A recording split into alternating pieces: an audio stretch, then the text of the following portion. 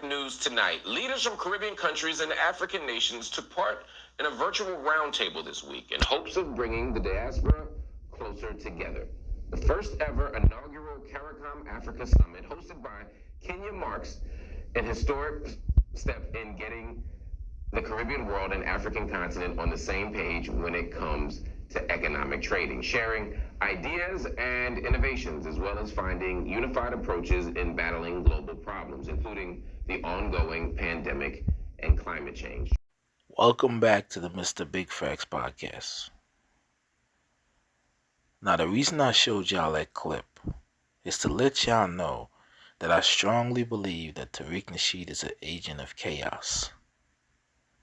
Now, as you can see, the Caribbean and Africa is trying to link up. Now, that meeting was September 3rd, 2021. Right? Almost a year ago. And now you have Tariq Nasheed coming out with his hateful vitriol and xenophobia attacking black immigrants, right?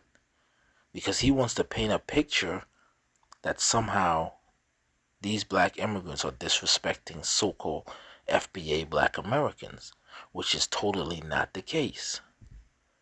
Now, if the Caribbean and Africa links up and form a mutual bond, that means that they'll have a bigger voting bloc on the UN. This could potentially be a union, something like the United States. If they team up and they put their power together and they put their resources together, because you know the Caribbean has a lot of oil, Africa has a lot of oil and a lot of resources. So if they link together, they can control and have a say on a lot of world policies. That means that the European is not going to control everything. The Asians are not going to control everything. And the Arabs are not going to control everything. The blacks are going to have a major say in world policy, and then in turn they can control how they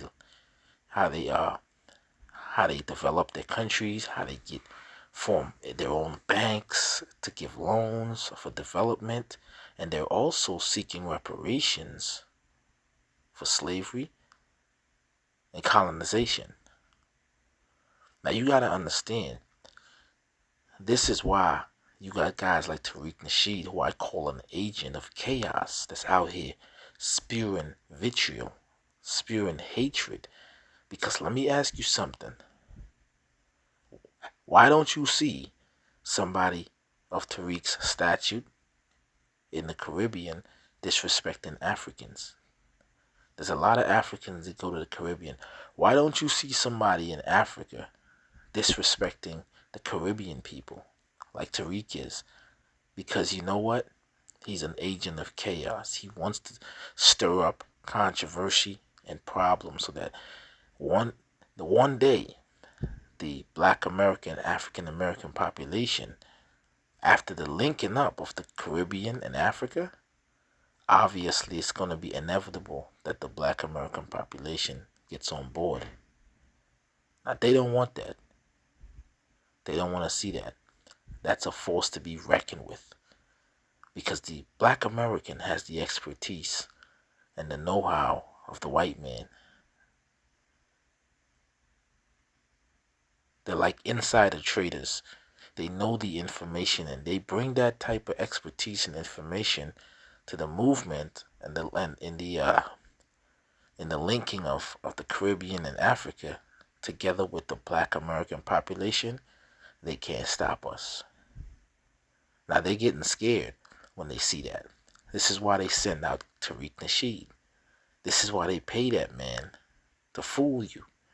This is why they pay that man to put that veil over your eye, to believe that your biggest enemy out here is another black man or another black woman, which are sober thinking people would say, this is asinine. This just makes no sense, because if you do the math, a lot of people like Marcel Dixon and them are talking about, oh, Africans slaved us and they gave us up for slavery or sold us. Now that's bullshit. That's bullshit. That was made up. Even if it happened, that's just what it was back then. But we're talking about the present and the survival of the black man. But the black man in America is looked at by the white man as his bitch.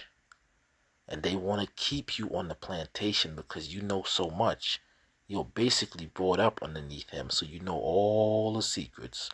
They don't want them secrets getting out.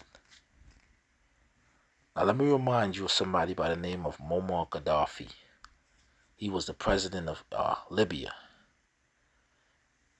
And he did some atrocities from what I'm hearing, where he condoned a bombing of an airliner, killing a lot of passengers. Now he did that and the world was aware of it, and they did nothing to him. But after years and years and years, he decided that he was going to ditch the US dollar and have a African-based currency that was not lenient on the American dollar, but on gold. And right after that, what did they do? They put Barack Obama in office, and they set him up, and they destroyed Gaddafi and killed him. So you got to understand, he was going to link up with all the African nations and make this currency. They don't want it. They don't want that to happen. So I'm trying to tell y'all that Tariq Nasheed is a paid agent of chaos. I won't be surprised if after this video they try to mess with my YouTube channel. Okay? Now I just want y'all to be on the lookout for people like him.